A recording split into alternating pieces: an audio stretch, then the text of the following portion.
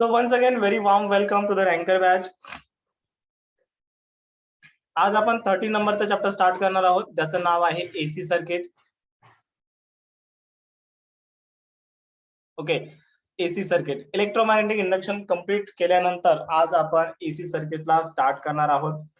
तर AC circuit हा जो चॅप्टर आहे याचं जे वेटेज आहे नियर अबाउट 3 क्वेश्चन किंवा 2 क्वेश्चन्स, म्हणजे 2 ते 3 क्वेश्चन्स, हार्डली याच्यावर 3 येतील, जास्तीत जास्त 3 पेक्षा जास्त नाहीये. ओके, सो हा 2 ते 3 मार्काचा चॅप्टर आहे. This is for the MSTCET. Okay, तर यामध्ये बघा आता आपल्याला काय स्टडी करायचंय, पूर्णपणे अल्टरनेटिंग करंट स्टडी करायचा आहे आणि अल्टरनेटिंग सर्किट आपल्याला स्टडी करायचे. म्हणजे अल्टरनेटिंग करंट जेव्हा आपण कनेक्ट करतो एखाद्या सर्किटशी, मग चाहे इंडक्टन्स असेल, कॅपॅसिटन्स असेल, त्याच्यानंतर इम्पिडन्स असेल, तर तेव्हा मग आपल्याला RMS व्हॅल्यू किती भेटते, मीन व्हॅल्यू किती भेटते, त्याच्यानंतर पॉवर भेटतो का, या सर्व गोष्टी आपण डिस्कस करणार आहोत या चॅप्टर मध्ये. तर या चॅप्टरची सुरुवात होते सर्वात पहिल्यांदा अवरेज अँड RMS व्हॅल्यू पासून. सो अवरेज व्हॅल्यू म्हणजे काय असते रे, या ठिकाणी टायटल देतो मी, अवरेज व्हॅल्यू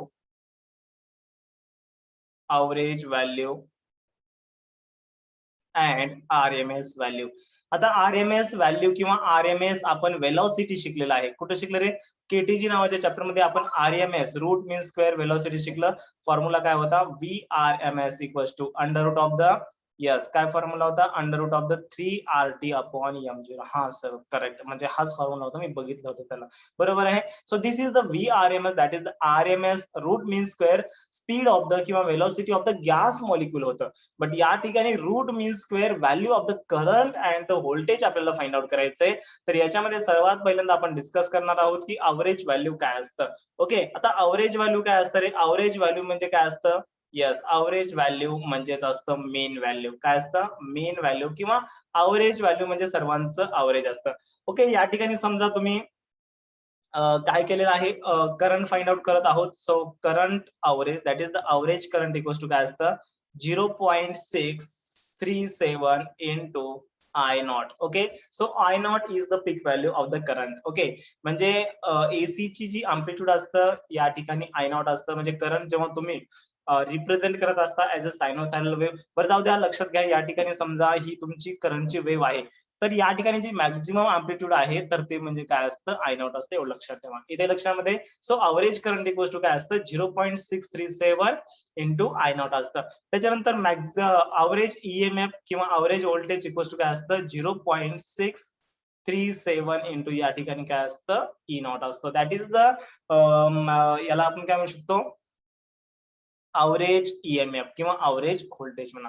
ओके, आता त्याच्यानंतर आपल्याला डिस्कस करायचंय RMS value, that is the RMS value of the current and the RMS value of the voltage. आणि फॉर्म्युले महत्वाचे आहेत बरं, कारण की या फॉर्म्युल्यावर डायरेक्टली स्ट्रेट फॉरवर्ड तुम्हाला न्यूमेरिकल विचारणार आहे.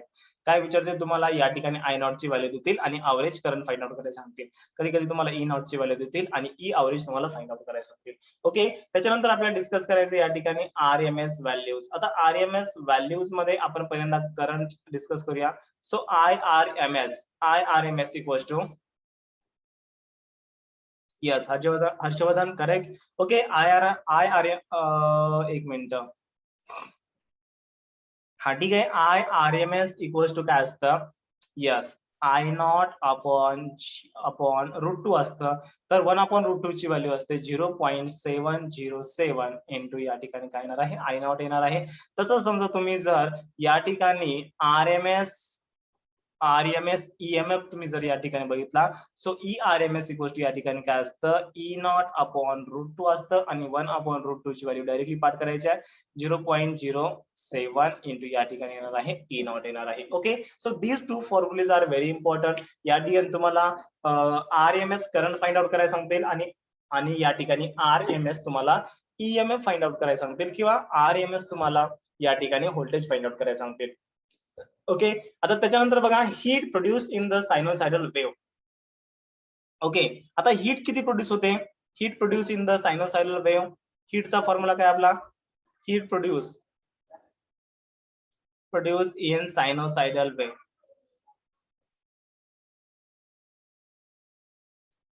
ठीक आहे, हीट प्रोड्यूसचा फॉर्म्युला म्हणजे आपण याला H म्हणूया. H इक्वल्स टू काय असतं रे, आय स्क्वेअर आर टी असतो, बरोबर आहे. अरे Joule's heating law of the joule, okay काय आहे, H equals to I square R T आहे. तर या ठिकाणी तुम्हाला काय करायचंय, जो करंट आहे तो R M S current put up करायचा आहे, म्हणजे आयच्या ठिकाणी तुम्हाला रिप्लेस करायचंय आय आर एम एस, मग याचा काय येईल स्क्वेअर. त्याच्यानंतर आर ऍज इट इज, आणि टी म्हणजे काय असतं, T which is equals to 2 pi upon omega असतं. म्हणजे heat produced by the sinusoidal wave किती येते, एच इक्वल्स टू आय च्या ठिकाणी मी I R M S put up केलेला आहे, so I R M S चा स्क्वेअर झाला आर च्या ठिकाणी आर, आणि त्याच्यानंतर टी च्या ठिकाणी 2 पाय अपॉन ओमेगा पुटअप केले. चला ठीक आहे, सर्वांना समजलेलं आहे. आता त्याच्यानंतर पुढचा कॉन्सेप्ट आपण बघणार आहोत, ज्याचं नाव आहे फेजर. काय नाव आहे, फेजर डायग्राम काय असते हे आपल्याला स्टडी करायचंय. So what is the phasor diagram, yes anyone knows what is the phasor diagram. Phasor diagram म्हणजे काय असतं, किंवा तुम्ही 12वी मध्ये शिकला असाल की फेजर डायग्राम म्हणजे काय असतं.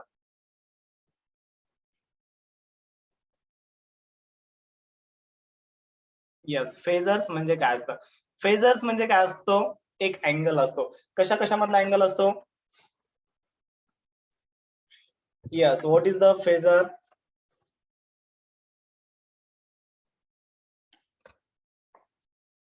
बघा फेजर म्हणजे काय असतो, एक रोटेटिंग वेक्टर असतो. ओके, या ठिकाणी बघा त्याने डेफिनेशन दिलेली आहे फेजरची.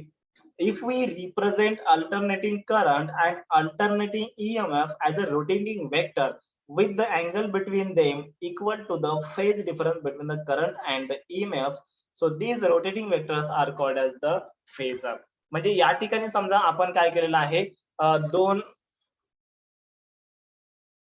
श्रावणी, yes pick E naught and angle with omega T, yes Shravani, yes correct, very good. याला आपण काय म्हणत असतो, फेजर डायग्राम म्हणत असतो. म्हणजे या ठिकाणी बघा आपण काय केलेलं आहे, एक रोटेटिंग वेक्टर घेतलेला आहे. आता उदाहरणार्थ समजा या ठिकाणी आपण काय घेतलेलं आहे, करंटचा रोटेटिंग वेक्टर घेतलेला आहे. मग याची जी वेलोसिटी असते ती किती असते, अँग्युलर वेलोसिटी ओमेगा असते. मग या ठिकाणी समजा जर आपण हा जो पॉइंट आहे, हा पॉइंट जर आपण फाइंड आउट केला, सो हा पॉइंट वाय ऍक्सिस वर काय येणार आहे, I0 साइन ओमेगा टी येणार आहे, बरोबर आहे. म्हणजे या ठिकाणी बघा हा जो करंट वेक्टर आहे हा काय व्हायलाय, रोटेट व्हायलाय, बरोबर आहे. आणि त्याचा जो अँगल आहे तो अँगल या ठिकाणी दिलेला आहे. ओके, सो याला म्हणायचं फेजर डायग्राम म्हणायचं. आलं लक्षामध्ये, ओके. त्याच्यानंतर आता बघा फेजर डायग्राम आपण कशा कशासाठी युज करत असतो. So the rotating vector that represents a quality varying sinusoidally with the time is called as the phasor, and the diagram representing it is called as the phasor diagram. म्हणजे या डायग्रामला म्हणायचं phasor. आणि ज्याच्यामध्ये काय होतं, सायनोसॉइडली काय होतं, हा जो वेव्ह असतो हा वेव्ह काय होत असतो, रोटेट होत असतो, आणि त्याला आपण काय केलेलं आहे, रोटेटिंग वेक्टरच्या फॉर्म मध्ये दाखवलेलं आहे, यालाच म्हणायचं फेजर डायग्राम म्हणायचं. आता आपण different types of AC circuit बघणार आहोत. जे सर्किट आपण रेजिस्टरला कनेक्ट केलेलं आहे, जे सर्किट आपण समजा कॅपॅसिटरला कनेक्ट केलं असेल, किंवा एखादं एसी सर्किट आपण इम्पेडन्सला कनेक्ट केलेलं असेल, तर या ठिकाणी आपल्याला हा पॉईंट बघायचा आहे. ओके, तो टायटल है यहाँ पर, लिखिए यहाँ पर title, different types of the AC circuit. या ठिकाणी येणार आहे different types of AC circuit. आता याच्यामध्ये तुम्हाला प्रत्येकाची आता फेजर डायग्राम आहे, फेजर डायग्राम तुम्हाला काय करायचे या ठिकाणी ड्रॉ करायचे आहे. ओके, आता सर्वात पहिल्यांदा आपण काय करूया, रेजिस्टर करंट करूया. Okay, AC voltage is applied to the resistor. म्हणजे एसी व्होल्टेज आहे आणि ते आपण काय केलेलं आहे, रेजिस्टरला अप्लाय केलेलं आहे, किंवा आपण रेजिस्टर कनेक्ट केलेलं आहे. AC voltage applied to the resistor. Okay, resistor म्हणजे आपला रेजिस्टन्स. ओके, सो रेजिस्टन्सला आपण काय केलेलं आहे, एसी व्होल्टेज आपण अप्लाय केलंय. सो या ठिकाणी रेजिस्टरला आपण असं इंडिकेट करतो, सर्वांना माहित आहे, 8वी 9वी पासून आपण शिकत आलेलो आहोत. आणि या ठिकाणी आपण काय केलेलं आहे, EMF या ठिकाणी कनेक्ट केलेला आहे. ओके, अल्टरनेटिंग करंटचं जे सिम्बॉल आहे ते असं असतं. या ठिकाणी अल्टरनेटिंग व्होल्टेज आहे आणि आपण रेजिस्टन्सच्या अक्रॉस या ठिकाणी कनेक्ट केलेला आहे. ओके, तो या ठिकाणी बघा आता फायनली जी फॉर्म्युला बनतो आपला कशाचा, करंटचा, फायनली जो फॉर्म्युला बनणार आहे, आय इक्वल्स टू या ठिकाणी काय बनणार आहे, I0 into sine omega T बनणार आहे. आणि त्याच्यानंतर EMF चा फॉर्म्युला किंवा व्होल्टेजचा फॉर्म्युला E इक्वल्स टू काय बनणार आहे, E naught into sine omega t. So I naught and the E naught are the peak value of the current and the EMF respectively. म्हणजे या ठिकाणी समजा आपण सायनोसायडल वेव्ह अशी समजा इंडिकेट केलेली असेल, सो या ठिकाणी जी पीक व्हॅल्यू असते म्हणजे ज्याला आपण अँप्लिट्यूड म्हणू शकतो वेव्हचं, बरोबर आहे. सो या वेव्हचं जे अँप्लिट्यूड असतं that is the peak value असते, म्हणजे मॅक्सिमम व्हॅल्यू असते, याला म्हणायचं आय नॉट. त्याच्यानंतर आपण समजा EMF फाइंड आउट केला, सो EMF ची ही जी व्हॅल्यू असते ती असते E नॉट. जर आपण करंट घेतलं तर या ठिकाणी काय येणार आहे, आय नॉट येणार आहे. लक्षामध्ये ओके. सो हे दोन इक्वेशन या ठिकाणी प्रूव्ह झालेलं आहे. आणि दुसरी एक महत्वाची गोष्ट म्हणजे याच्यामध्ये काय झालेलं आहे, समजा तुम्ही एसी करंट सप्लाय करा किंवा डीसी व्होल्टेज सप्लाय करा. ओके, मी काय सांगतोय, जर समजा तुम्ही एसी करंट जरी सप्लाय केला किंवा डीसी करंट जरी सप्लाय केला तरी पण या ठिकाणी रेजिस्टरचं जे इक्वेशन आहे ते हेच राहणार आहे. आणि रेजिस्टर या ठिकाणी सेम बिहेव करणार आहे. असं नाही की समजा डीसी करंट या ठिकाणी अप्लाय केल्यामुळे या ठिकाणी काय होईल, रेजिस्टन्स हा जास्त अपोज करेल किंवा एसी करंट अप्लाय केल्यामुळे रेजिस्टर हा कमी इफेक्ट दाखवेल, असं काही नाही. म्हणजे कोणी बी असू द्या, तो तेवढंच त्याचं कार्य करणार आहे. आलं लक्षामध्ये. सो आता याची जी डायग्राम आहे बघा, आता याची ग्राफिकल जी डायग्राम आहे ती या ठिकाणी मी तुम्हाला सांगतो. आता दोघांची आपण डायग्राम डिस्कस करणार आहोत. याच्यामध्ये आपण EMF ची पण डायग्राम डिस्कस करणार आहोत, दॅट इज द व्होल्टेजची पण आणि करंटची पण आपण डायग्राम डिस्कस करणार आहोत. ओके, सो या ठिकाणी मी डायग्राम बनवलेली आहे. So this is the diagram. आणि करंटची जी डायग्राम असते, करंट थोडा या ठिकाणी जरा हे होतो, म्हणजे छोटासा होतो. ओके, सो या ठिकाणी बघा, so this is the value of the E not and this is the value of the I naught. So these are the currents and the EMFs. Okay, लक्षामध्ये. म्हणजे करंटची जी पीक व्हॅल्यू कमी आहे, EMF याच्यामध्ये काय आहे, जास्त आहे. So this is the omega T. Okay, आणि त्याच्यानंतर हा कर्व आहे E चा आणि हा कर्व आहे आपला I चा आहे. Okay, so this is the graphical representation when the AC voltage is applied to the resistor. त्याच्यानंतर याची जी फेजर डायग्राम आहे बघा, याची फेजर डायग्राम एकदम इझी आहे, डायरेक्टली स्ट्रेट लाईन आहे. तर या ठिकाणी एकदम स्ट्रेट लाईन तुम्हाला ड्रॉ करायची आहे. सो या ठिकाणी मॅक्सिमम जी व्हॅल्यू असते ती काय असते, E नॉट असते, म्हणजे व्होल्टेज असतं किंवा EMF असतं. आणि याच्यानंतर त्याच्यापेक्षा थोडी जी व्हॅल्यू असते ती काय असते, आय नॉट असतं. ओके, म्हणजे या ठिकाणी आता ही पुढची जी साईड येणार आहे ती काय येणार आहे, E not sine omega T येणार आहे. आणि ही जी व्हॅल्यू येणार आहे, ही व्हॅल्यू काय येणार आहे, I naught sine omega T येणार आहे. Okay, so this is the phasor diagram of the resistor. म्हणजे एसी व्होल्टेज जर समजा आपण रेजिस्टरला अप्लाय केलं तर या ठिकाणी फेजर डायग्राम अशा पद्धतीनं दाखवायची आहे तुम्हाला. ओके, हा. त्याच्यानंतर आता पुढचा पॉईंट आपल्याला डिस्कस करायचा आहे. जर समजा आपण या ठिकाणी इंडक्टर, ओके, इंडक्टर आपण स्टडी केलेला आहे. कुठे स्टडी केला इंडक्टर आपण, इलेक्ट्रोमॅग्नेटिक याच्यामध्ये,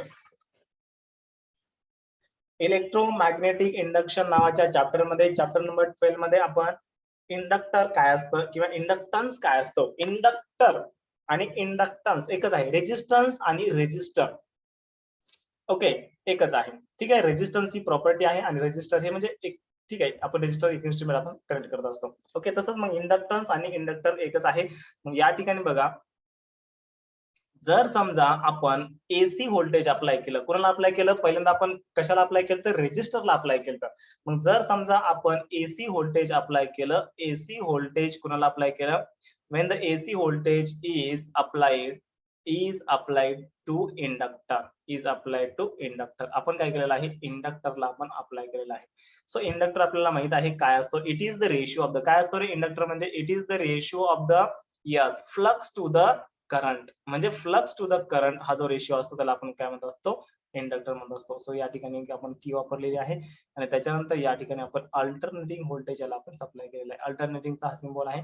त्याच्यानंतर याला आपण म्हणूया आता इंडक्टर. ओके, लक्षामध्ये. अरे व्हॉट इज द इंडक्टन्स, म्हणजे इंडक्टर तुम्हाला माहित आहे.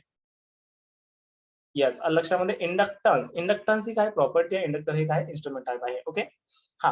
त्याच्यानंतर याच्यामध्ये काय होतं बघा, जेव्हा तुम्ही एसी व्होल्टेज अप्लाय करता टू द इंडक्टर, तर याच्यामध्ये जे इक्वेशन येतं ते इक्वेशन काय येतं,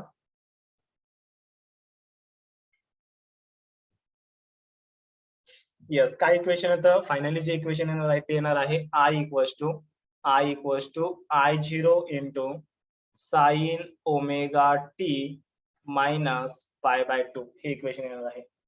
बरोबर आहे. हा, त्याच्यानंतर आता याची जी डायग्राम येणार आहे, याची डायग्राम कशाची डायग्राम येणार आहे,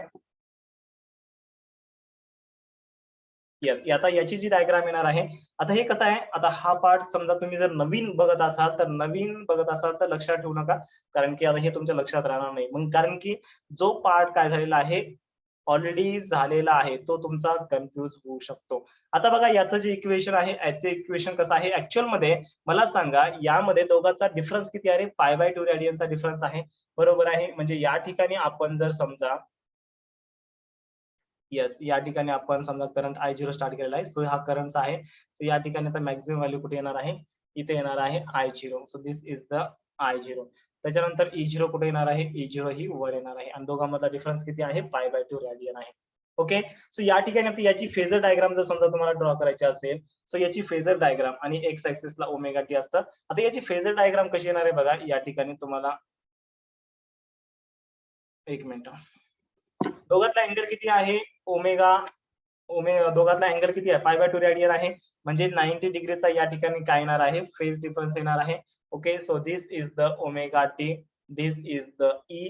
आणि या ठिकाणी समजा तुम्ही जर समजा E0 या ठिकाणी घेतलेला आहे, तर I0 हा काय आहे? त्याला 90 डिग्री आहे, म्हणून या ठिकाणी I0 हा येणार आहे. आणि हा जो अँगल आहे, हा अँगल काय असतो? 90 डिग्री असतो. इथे लक्षामध्ये हा अँगल किती आहे? 90 डिग्रीचा अँगल आहे आणि हा जो अँगल असतो याला आपण म्हणतो असतो ओमेगा टी म्हणतो असतो.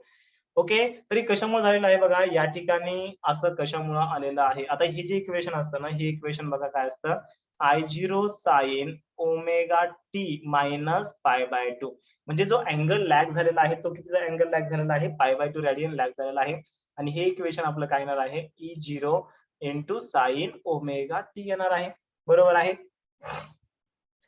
तर मग जेव्हा आपण इंडक्टरला कनेक्ट करत असतो, एवढं लक्षात ठेवा की जो फेज डिफरन्स जो लॅग वाला आहे, तो कितीचा लॅग वाला आहे? 90 डिग्रीचा लॅग होत आहे, बरोबर आहे. 90 डिग्रीचा लॅग होत आहे. सो 90 डिग्रीचा लॅग होत असल्यामुळे या दोघांमधला अँगल E0 आणि EI मधला अँगल किती येत असतो?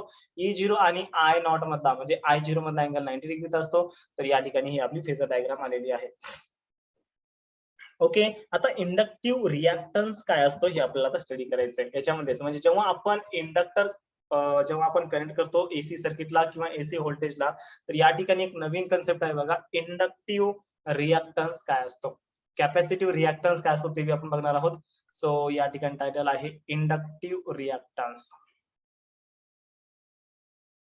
इंडक्टिव्ह रिॲक्टन्स, हा इंडक्टिव्ह रिॲक्टन्सचा जो सिम्बॉल आहे काय आहे, याला आपण एक्सएल ने इंडिकेट करत असतो. एल म्हणजे काय?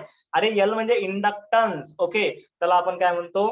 येस, इंडक्टन्सला आपण इंडक्टर म्हणू शकतो. ओके, सो या ठिकाणी मग इंडक्टिव्ह रिॲक्टन्स असेल तर एक्सएल काय असेल? सो एक्सएलचा जो फॉर्म्युला आहे तो असतो, डायरेक्टली मी या ठिकाणी फॉर्म्युला येतो, एक्सएल इक्वल्स टू काय असतं? ओमेगा इंटू एल असतं, बरोबर आहे. आणि ओमेगा म्हणजे काय असतं? 2π इंटू एफ असतं किंवा 2π अपॉन कॅपिटल टी असतं, इंटू या ठिकाणी एल येणार आहे.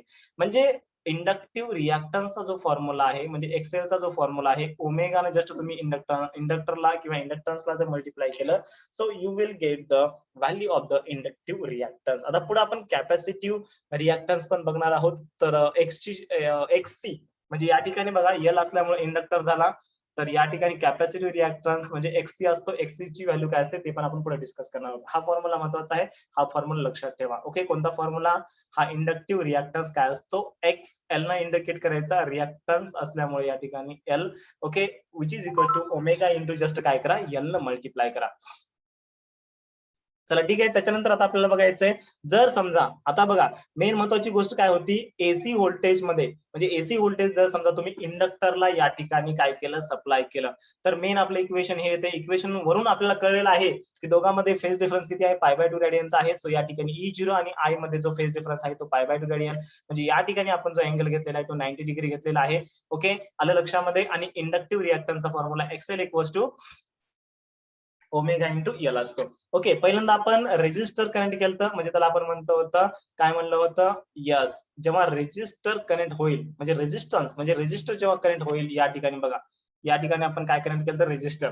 त्याच्यानंतर आपण काय केलं? इंडक्टर कनेक्ट केलं. आता त्याच्यानंतर आपल्याला कनेक्ट करायचंय कॅपॅसिटन्स कनेक्ट करायचंय. Okay, so AC voltage is applied, AC voltage is applied to capacitance किंवा कॅपॅसिटर. सो कॅपॅसिटरला तुम्ही काय करा? या ठिकाणी आता काय करा? एसी व्होल्टेज अप्लाय करा. सो या ठिकाणी कॅपॅसिटरचा सिम्बॉल हा असतो आणि याला आपण काय केलेलं आहे, आता एसी आपण व्होल्टेज अप्लाय केलेला आहे. So this is the capacitor. तर या ठिकाणी आपण ईएमएफ या ठिकाणी कोणता अप्लाय केलेला आहे, एसी आपण व्होल्टेज अप्लाय केलेला आहे. ईएमएफ म्हणजे काय असतं, व्होल्टेज असतं. तर या ठिकाणी बघा आता याचं जी वेव्ह येणार आहे, वेव्हचं जे याचं इक्वेशन येणार आहे ते काय येणार आहे राजांनो, आय इक्वल्स टू येणार आहे I0 into sine omega T plus pi by 2. म्हणजे येते का लक्षामध्ये, या ठिकाणी डिफरन्स कितीचा आहे, फेज डिफरन्स हा पाय बाय 2 आहे, बट प्लस पाय बाय 2 आहे फेजर डायग्राम मध्ये. ओके, सो या ठिकाणी बघा आता सायनोसायडल याची सायनोसायडल वेव्ह कशी येणार आहे, तर याची सायनोसायडल वेव्ह या ठिकाणी मी ड्रॉ करतो. This is the omega t which is along the X direction. So या ठिकाणी बघा आता ई तर फिक्स आहे, म्हणजे या ठिकाणी तुमचं जे व्होल्टेज असतं, व्होल्टेज तुमचं फिक्स असतं. मग करंट या ठिकाणी कसा व्हॅरी होत असतो, सो करंट या ठिकाणी कसा व्हॅरी होत असतो बघा, पाय बाय 2 चा या ठिकाणी काय आहे, दोघांमध्ये फेज डिफरन्स आहे. म्हणजे तुम्ही कोणत्या पण पॉइंटला समजा फेज डिफरन्स जर कॅल्क्युलेट केला, अरे म्हणजे हा पॉइंट आणि हा पॉइंट, म्हणजे याचा समजा स्टार्टिंग पॉइंट हा असेल आणि याचा स्टार्टिंग पॉइंट हा असेल, तर दोघांमध्ये जो फेज डिफरन्स असतो तो पाय बाय 2 असतो. ओके, या पॉइंटला घ्या, या पॉइंटला घ्या, कोणत्याही पॉइंटला घ्या, दोघांमध्ये फेज डिफरन्स किती असतो, अरे किती असतो, pi by 2, but plus pi by 2 असतो. वर जेव्हा आपण काय करंट केलं, तर इंडक्टर जेव्हा आपण करंट करतो तेव्हा मायनस येतो. त्याच्यामुळे या ठिकाणी आपण मायनस म्हणजे इथं 0 असतं, आपण खालून घेतलं होतं, बरोबर आहे. हा, आणि या ठिकाणी बघा E0 म्हणजे या ठिकाणी जे व्होल्टेज आहे ना तुमचं 0 पासून स्टार्ट होणार आहे. म्हणजे याच्यामध्ये आणि याच्यामध्ये डिफरन्स किती आहे, अरे मायनस पाय बाय 2 रेडियनचा डिफरन्स आहे. ओके, मग वरच्या मध्ये जर मायनस पाय बाय 2 असेल, तर या ठिकाणी जेव्हा आपण कॅपॅसिटर कनेक्ट करतो, ओके, आता हे जे तुमचं व्होल्टेज आहे किंवा ईएमएफ आहे, तर ई आणि म्हणजे या ठिकाणी किती आहे, ई किती आहे, 0 आहे. सो याच्यामध्ये डिफरन्स किती आहे, ई आणि I0 किंवा E0 आणि I0 मध्ये डिफरन्स किती आहे, पाय बाय 2 रेडियन आहे आणि प्लस पाय बाय 2 रेडियन आहे. ओके, आता हे झालं सायनोसायडल वेव्ह मध्ये तुम्ही दाखवलेलं आहे. So this is the E and this is the I not. Okay, किंवा दिस इज द आय इंडिकेट करा. आता त्याच्यानंतर याची जी फेजर डायग्राम आहे बघा, सर्वात पहिल्यांदा फेजर डायग्राम जर समजा तुम्हाला काढायचे असेल, तर फेजर डायग्राम मध्ये काय करा, पहिल्यांदा 2 ऍक्सिस असे काढून घ्या. ओके, ठीक आहे, असे 2 ऍक्सिस काढून घेतले. त्याच्यानंतर काय करा, 45 डिग्रीवर काय करा, 45 डिग्रीवर या ठिकाणी E0 ला इंडिकेट करा. त्याच्यानंतर आता E0 आणि I याच्यामध्ये डिफरन्स किती येणार आहे रे, येस 92 चा येणार आहे, सॉरी 90 चा येणार आहे. म्हणजे या ठिकाणी बघा आता आपण काय केलेलं आहे, ही आय नॉट काढलेला आहे आणि यामध्ये डिफरन्स किती आहे, 90 आहे. येते लक्षामध्ये, म्हणजे तुम्हाला काय करावं लागेल, इकडे पण याला एक्सटेंड करावं लागेल. ओके, सो या ठिकाणी आता याच्या ज्या व्हॅल्यूज आहेत, आता ही पुढची जी व्हॅल्यू येणार आहे ती काय येणार आहे, ही ऑफकोर्स साइन येणार आहे आणि हा अँगल काय असतो, ओमेगा टी असतो, स्टार्टिंगचा अँगल असतो. ओके, स्टार्टिंगचा अँगल किती आहे, ओमेगा टी. अरे मला सांगा इक्वेशन काय, E equals to E0 sine omega T plus या ठिकाणी हे झालं कशाचं equation, omega T. E equals to E0 sine omega T कशाचं इक्वेशन, हा सर ईएमएफ चं इक्वेशन, व्होल्टेजचं इक्वेशन. मग याचं करंटचं इक्वेशन काय, I equals to I0 into दोघांचा डिफरन्स किती आहे, साइन ओमेगा टी, तर आपला इनिशियल अँगल आहे, ओमेगा टी घेतलेला आहे. म्हणजे ज्या ठिकाणी तुमचं व्होल्टेज आहे किंवा ईएमएफ आहे किती आहे, ओमेगा टी वर आहे आणि प्लस डिफरन्स किती आहे, या ठिकाणी प्लस पाय बाय 2 रेडियन जास्त होतोय. म्हणजे या ठिकाणी तुमची सुरुवात, या ठिकाणी आय ची सुरुवात इथून झालेली आहे. येते लक्षामध्ये. Okay, so this is the phasor diagram. आता मला सांगा या ठिकाणी E0 इंटू काय होणार आहे, साइन ओमेगा टी राहणार आहे. आता याच्या पुढे काय येणार आहे, याच्या पुढे जर समजा तुम्ही व्हॅल्यू फाइंड आउट केली, सो या ठिकाणी काय येणार आहे, यस काय येणार आहे, I0 into sine omega T plus pi by 2 radian आपण ऍड केलेला आहे. Okay, so this is the phasor diagram. आता त्याच्यानंतर याच्यामध्ये आपल्याला काय करायचंय, कॅपॅसिटी सॉरी कॅपॅसिटिव्ह रिएक्टन्स आपल्याला स्टडी करायचं आहे. जसं समजा या ठिकाणी आपण इंडक्टिव्ह रिएक्टन्स स्टडी केला, तसंच आपल्याला या ठिकाणी कॅपॅसिटिव्ह रिएक्टन्स स्टडी करायचा आहे. आता कॅपॅसिटिव्ह रिएक्टन्स काय असतो याचा डायरेक्टली फॉर्म्युला लिहा आता. ओके, पेन चेंज करतो या ठिकाणी. सो या ठिकाणी कॅपॅसिटिव्ह रिएक्टन्स,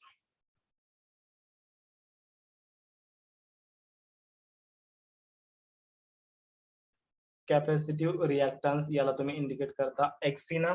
ओके, एक्सएल म्हणजे इंडक्टिव्ह रिएक्टन्स आणि एक्सी म्हणजे कॅपॅसिटिव्ह रिएक्टन्स. यस काय असतो, यस एक्सी इक्वल्स टू काय असतो, 1 अपॉन ओमेगा इंटू कॅपॅसिटन्स असतो. ओके, सो या ठिकाणी मग ओमेगाची व्हॅल्यू सर्वांना माहित आहे, काय आहे ओमेगाची value, 1 upon 2 pi F into C येणार आहे. त्या ठिकाणी काय आलं तर इंडक्टिव्ह रिएक्टन्स काय आलता, यस एक्सएल इक्वल्स टू काय आलता ओमेगा इंटू एल आलता, बरोबर आहे. मग या ठिकाणी 1 आपण ओमेगा इंटू सी आलेला आहे. आलं लक्षामध्ये? ओके. आता त्याच्यानंतर आता आपल्याला काय करायचे, एकदाच 3 सर्किट कनेक्ट करायचे आहेत. ओके, चला इथपर्यंतच्या सर्व गोष्टी सर्वांना कळल्या का?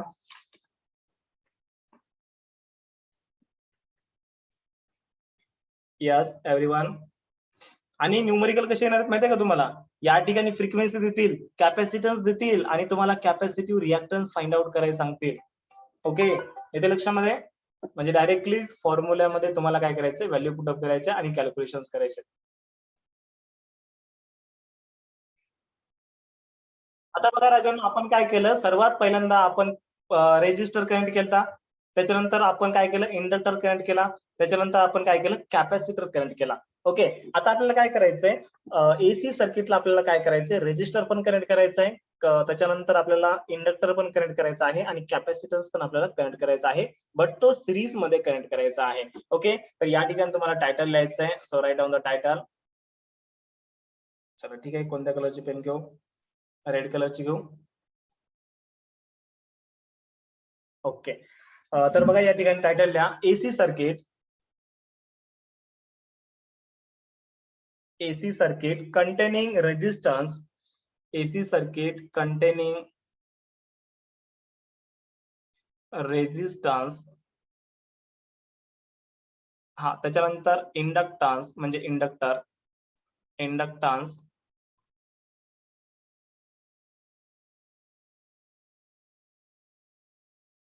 Inductance and capacitance. Okay, and the capacitor किंवा कॅपॅसिटन्स इन सिरीज. जर समजा तुम्ही सिरीज मध्ये कनेक्ट केले, सो त्या ठिकाणी आपल्याला आता काय करायचंय, यस कशा कशामधलं रिलेशन फाइंड आउट करायचंय, करंट आणि व्होल्टेज किंवा करंट आणि ईएमएफ मधलं आपल्याला रिलेशन फाइंड आउट करायचंय. सो या ठिकाणी सर्वात पहिल्यांदा आपण इंडक्टर घेतलेला आहे, त्याच्यानंतर आपण कॅपॅसिटर घेतलेला आहे आणि त्याच्यानंतर आपण काय घेतलेलं आहे, हे रेजिस्टर. ओके, रेजिस्टरला असं दाखवायचंय, इंडक्टरला काय करायचं तुम्हाला, कॉईल दाखवायचे म्हणजे हीटरची कॉईल. ओके, आणि याला समजा जर आपण एसी करंट सप्लाय केला, तर या ठिकाणी आता काय होणार आहे बघा, this is the L, this is the C and this is the R. Okay, आता याची जी व्हॅल्यू येणार आहे, सो आता डायरेक्टली याचा फॉर्म्युला लिहितोय मी, कारण की डेरिव्हेशन तुमच्यासाठी काही महत्वाचं नाही, फक्त शेवटचा फॉर्म्युला महत्वाचा आहे.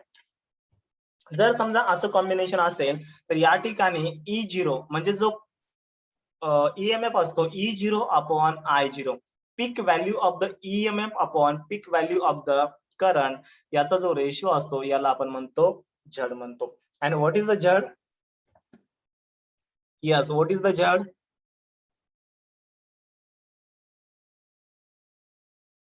यस, झडला आपण काय म्हणत असतो? यस, इम्पेडन्स म्हणत असतो. काय म्हणत असतो झडला आपण? अरे 12वी मध्ये शिकले का नाही, what is the झड? E0 upon I0 हा जो रेशिओ असतो, या रेशिओला आपण एक नवीन नाव दिलेलं आहे. So this is the impedance. Okay, आणि हे एक प्रकारचं एक रेजिस्टन्सच आहे, कारण की हे तिन्ही पण रेजिस्टन्सच आहेत. फक्त कसं आहे, प्रत्येकाची कॅपॅसिटी वेगळी आहे. आर म्हणजे रेजिस्टन्स असतो, सी म्हणजे capacitor also act as a resistor असतो, आणि इंडक्टर पण एक टाइपचा काय असतो, रेजिस्टन्सच असतो. ओके, सो या ठिकाणी झडला आपण काय म्हणलं, E0 upon I0 is the झड, and झड काय आहे या ठिकाणी, झड इज द इम्पेडन्स. ओके, झडला काय म्हणायचं तुम्हाला या ठिकाणी? Yes, impedance. त्याच्यानंतर E0 म्हणजे काय आहे, पीक ईएमएफ किंवा पीक व्होल्टेज, आणि I0 म्हणजे काय असतं, पीक करंट असतो. ओके, या ठिकाणी हे पीक करंट. ओके, आता या ठिकाणी बघा, त्याच्यानंतर आता पुढचा पॉइंट आपल्याला घ्यायचा आहे. आता आपण झड तर ही केलेलं आहे, पण झडची जी व्हॅल्यू असते, झडची व्हॅल्यू काय असते, झडचा जो फॉर्म्युला असतो तुम्हाला माहित आहे? यस, झडचा फॉर्म्युला तुम्हाला माहित आहे का? काय असतो झडचा formula? Z equals to under root of the, Z equals to, समजा तुम्हाला या ठिकाणी याच्या पीक व्हॅल्यू माहित नसतील, ईएमएफच्या आणि करंटच्या पीक व्हॅल्यू माहित नसतील, तुम्हाला रेजिस्टर माहित असेल, so Z equals to under root of the R square plus या ठिकाणी काय येणार आहे, एक्सएल मायनस एक्ससी स्क्वेअर येणार आहे. ओके, एक्सएल म्हणजे काय असतो, इंडक्टिव्ह रिॲक्टन्स असतो, याला आपण ओमेगा इंटू एल घेतो, आणि एक्ससी म्हणजे काय असतो, कॅपॅसिटिव्ह रिॲक्टन्स असतो. सो कॅपॅसिटिव्ह रिॲक्टन्सला आपण काय घेतो 1/ओमेगा c घेतो. Okay, so z equals to under root of the r square plus xl minus xc square. Okay, आणि जर समजा तुम्हाला xl दिलं नसेल तर ओमेगा दिला असेल, l दिला असेल तर तुम्ही xl ला ओमेगा इंटू l ला रिप्लेस करू शकता. म्हणजे या ठिकाणी याचा दुसरा एक फॉर्म्युला काय येऊ शकतो. So z equals to under root of the this formula is very important. कधी कधी तुम्हाला इम्पेडन्स फाइंड आउट करायला सांगतील. सो या ठिकाणी ओमेगा l मायनस या ठिकाणी 1/ओमेगा c ब्रॅकेटचा स्क्वेअर येणार आहे. Okay, so this is the final formula of the impedance. तर ठीक आहे, याच्यानंतर आता जो पॉवरचा पार्ट आहे, पॉवरचा पार्ट हा कम्प्लिटली डिलीट झालेला आहे. त्याच्यानंतर आता आपला शेवटचा पार्ट बाकी आहे. एलसी ऑसिलेशन्स काय असतं. ओके, एलसी ऑसिलेशन्स म्हणजे जेव्हा तुम्ही इंडक्टर आणि कॅपॅसिटर कनेक्ट कराल तर तेव्हा त्या ठिकाणी एलसी ऑसिलेटर काय असतं. आता हा पण थेरॉटिकल पार्ट आहे, याला पण तेवढं काही महत्व द्यायचं नाही. बट त्याची जी एनर्जी असते ती एनर्जीचा फॉर्म्युला दिलाय कॅपॅसिटरचं, पण तेवढं काही महत्वाचं नाहीये. त्याच्यानंतर आता इलेक्ट्रिक रेझोनन्स काय असतो हे आपल्याला बघायचंय.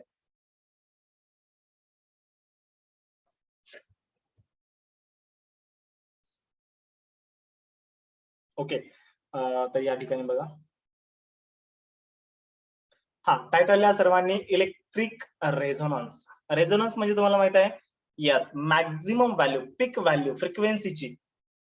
फ्रिक्वेन्सी समजा एखादं ऑसिलेशन्स असेल ते मॅक्झिमम व्हॅल्यूनी ऑसिलेट होत असेल, मॅक्झिमम कॅपॅसिटीने ऑसिलेट होत असेल, तो त्याला म्हणत असतो आपण रेझोनन्स म्हणत असतो. ओके, सो इलेक्ट्रिक रेझोनन्स कधी होतो हे आपल्याला बघायचंय. सो इलेक्ट्रिव्ह रेझोनन्स कधी होतो, इलेक्ट्रिक रेझोनन्स कधी होतो, जर समजा या ठिकाणी yes inductive reactance which is equals to capacitive reactance, inductive reactance which is equals to capacitive reactance असेल, म्हणजे या ठिकाणी omega into L which is equals to आपण म्हणू शकतो 1/ओमेगा इंटू सी. जर समजा असं असेल तर त्या ठिकाणी या कंडिशनला काय होतो, रेझोनन्स ऑकर होतो. तर या ठिकाणी तुम्हाला लिहायचंय रेझोनन्स ऑकर्स कधी, if XL equals to XC. मग XL म्हणजे काय आहे, इंडक्टिव्ह, यस इंडक्टिव्ह रिॲक्टन्स, याला आपण ओमेगा एल ने इंडिकेट करत असतो. त्याच्यानंतर XC म्हणजे काय आहे, आता आपण बघितलं कॅपॅसिटिव्ह रिॲक्टन्स आहे, याला आपण 1/ओमेगा सी ने इंडिकेट करत असतो. त्याच्यानंतर याची व्हॅल्यू समजा आपण जर फायनली फाइंड आउट केली तर F equals to finally formula येणार आहे 1/2π into under root of the या ठिकाणी LC येणार आहे. Okay, so this is the frequency of the resonance. जर समजा तुम्हाला रेझोनन्स फ्रिक्वेन्सी फाइंड आउट करायला सांगितली, सो या ठिकाणी इंडक्टन्स दिला असेल, त्याच्यानंतर कॅपॅसिटन्स दिला असेल, तर तुम्ही फाइंड आउट करू शकता resonance frequency F equals to 1/2π into under root of the LC. आलं लक्षामध्ये. ओके, चला ठीक आहे. तर अशा पद्धतीनं आपला हा चॅप्टर संपलेला आहे, एसी सर्किट. ओके, एवढीशी छोटीशी पीडीएफ आहे आणि एवढीशी छोटीशी पीडीएफ ही सफिशियंट आहे रिव्हिजन करण्यासाठी. आता जेवढ्या पीडीएफ झालेल्या आहेत तेवढ्या मी टेलिग्राम चॅनलला आपल्या पाठवलेल्या आहेत. आजच्या त्या 2-3 पीडीएफ आहेत त्या पण मी पाठवतो. आता उद्या ज्यांचा पेपर आहे त्यांनी काय करायचं, फक्त एवढं रिवाइज करायचंय. ओके, एवढंच वरच्यावर बघायचंय. प्रत्येक पीडीएफ आपली एवढी बघा सफिशियंट आहे, जास्त काही करायची आवश्यकता नाहीये. हा, मग याच्यावर न्यूमरिकल येतील, हा म्हणजे याच फॉर्म्युला सगळे न्यूमरिकल वगैरे येतात. ओके, मग मनातल्या मनात तुम्ही सॉल्व्ह करायचं. कसं सॉल्व्ह करायचं, जर समजा या ठिकाणी सर मला एफ दिलेला असेल, एल दिलेला असेल, मी सी फाइंड आउट करू शकतो. जर समजा मला रेझोनन्स फ्रिक्वेन्सी मध्ये किंवा इलेक्ट्रिक रेझोनन्स मध्ये सर मला फ्रिक्वेन्सी फाइंड आउट करायची असेल, कोणत्या फ्रिक्वेन्सीला रेझोनन्स ऑकर होते हे फाइंड आउट करायचं असेल, तर मला इंडक्टन्स माहित होणे आवश्यक आहे, कॅपॅसिटन्स माहित होणे आवश्यक आहे, आणि X L equals to X C condition असेल, म्हणजे inductive reactance equals to capacitive reactance असेल, देन अँड देन या ठिकाणी आपल्याला काय मिळतो, रेझोनन्स मिळतोय. ओके, चला ठीक आहे, सर्वांना व्यवस्थित समजलंय एसी सर्किट. मला वाटतंय जे मुलं नवीन पहिल्यांदा हा चॅप्टर करत आहेत त्यांना बी समजलं असेल. हो सर, समजलं. ओके, ठीक आहे. आता बघा, आपले 30-40 मिनिटाचे जे वन शॉट लेक्चर आहेत ते तुम्ही एक्झामच्या पूर्वी बघाच आणि आपल्या पीडीएफ रेफर करा. 100% तुम्हाला याचा फायदा होईल. कारण की तुम्ही पुस्तक जर आपलं बघितलं बोर्डाचं किंवा सीईटीचं दुसरं कोणत्या एखाद्या पब्लिकेशनचं पुस्तक बघितलं तर त्याच्यामध्ये थेअरी वगैरे भरपूर दिलेली आहे आणि या ठिकाणी आपण सगळं छाटून घेतलेलं आहे. ओके, चला ठीक आहे. आता शेवटचा जो चॅप्टर आपला बाकी आहे, शेवटच्या चॅप्टरचं नाव काय रे? 16 number. Semiconductor. Yes, semiconductor devices जो चॅप्टर आहे आपला, आपण 9 वाजता बघूया आज. ओके, सर्वांनी व्यवस्थित जेवण करा, थोडा रेस्ट घ्या आणि ज्यांचा उद्या पेपर आहे टेन्शन घेऊ नका, कारण की सर्वात पहिला जो पेपर असतो तो इझीच निघणार आहे, कारण की तुम्हाला वेळ कमी भेटल्यामुळं. ओके, तर जेवढं झालेलं आहे तेवढं एकदम शांत दिमागाने सॉल्व्ह करायचंय. बचेंगे तो और भी लढेंगे. ओके, एक बेस्ट टू बेस्ट आपल्याला ट्राय करायचंय. यस, ओके, चला ठीक आहे. आज गणपती विसर्जन केलं असेल सर्वांनी. ओके, चला ठीक आहे रे. दाबून जेवायचंय तर झोपी जायचं नाहीये, रिव्हिजन करायचंय. आतापर्यंत मी सांगत होतो दाबून जेवायचंय तर झोपी जायचंय. बट आता काय करायचंय, रिव्हिजन करायचंय. ओके, वन शॉटला सोडवू नका. 30 लेक्चर्स आर व्हेरी इम्पॉर्टंट. वाटलं तर स्पीड मध्ये बघा, पण बघा. कारण तुम्हाला कसं आता हे अभ्यास करते वेळेस ही पीडीएफ बघते वेळेस तुम्हाला कधी कधी अडचण येऊ शकते.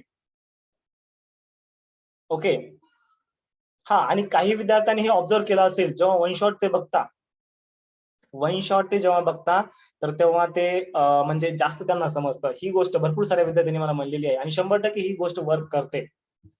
आपले वन शॉट काही असे पानसट नसतात. एक्झॅक्ट बेसिक टू ऍडव्हान्स सगळ्या गोष्टी डिटेल असतात त्याच्यामध्ये. ठीक आहे, हा माय श्रावणी, यस 9 ला आपले नक्की लेक्चर होणार आहे. आज बी आपले नक्की लेक्चर झालेलेच आहेत. शेवटचा आपला चॅप्टर बाकी आहे, तो कम्प्लीट करून देतो. ओके, ठीक आहे. यस, चला ठीक आहे. Bye bye to all of you.